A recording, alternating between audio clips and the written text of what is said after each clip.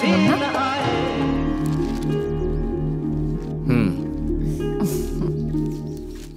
শোন, তোকে যে জন্য ডেকেছিলাম, আশা মাত্রই কাজ।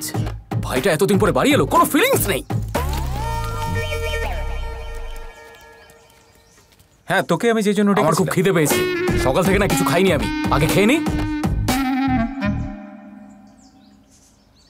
আচ্ছা, ক্লান্ত হয়ে গেছিস, তুই বরং বিশ্রাম কর, পরে কথা বলবো। না, যে কারণে ডেকেছিলে সেটা বলো, টাইম ওয়েস্ট করো না আমার। তোর বৌদির না ট্রান্সফার হয়ে গেছে। হ্যাঁ, কি বললে? বলছি তোর বৌদির ট্রান্সফার হয়ে গেছে।